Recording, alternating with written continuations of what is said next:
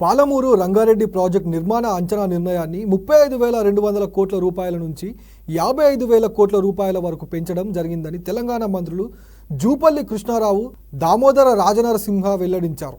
ప్రతి నియోజకవర్గంలో అవసరాలను బట్టి 4 నుంచి 5 టీఎంసీల కెపాసిటీ గల రిజర్వాయర్లను నిర్మించేందుకు అధికారులను వెంటనే భూసేకరణ చేయాలని మంత్రులు అధికారులను ఆదేశించారు.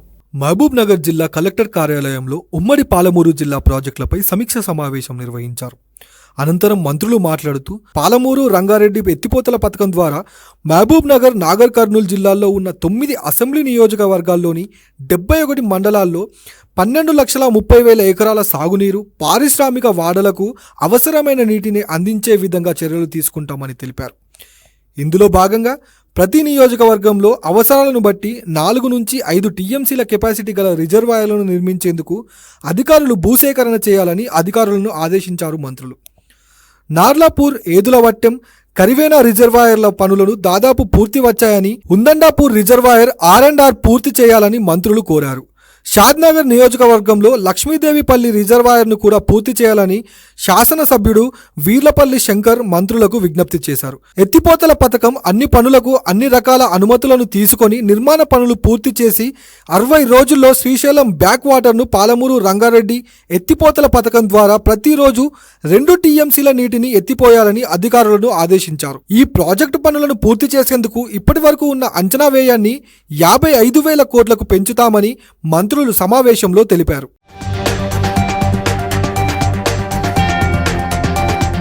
ప్రాజెక్టుల పనులు వ్యయంకు సంబంధించి అధికారులు నివేదికలను రూపొందించాలని నాగర్ కర్నూలు ఎంపీ డాక్టర్ మల్లు రవి ఎమ్మెల్యేలు విజ్ఞప్తి చేశారు. కోయిసాగర్, కల్వకుర్తి లిఫ్ట్ ఇరిగేషన్, నెట్టెంపాడు, భీమా, లక్ష్మీదేవిపల్లి రిజర్వాయర్లను గత ప్రభుత్వం పెద్దగా పట్టించుకోలేదని తెలిపారు.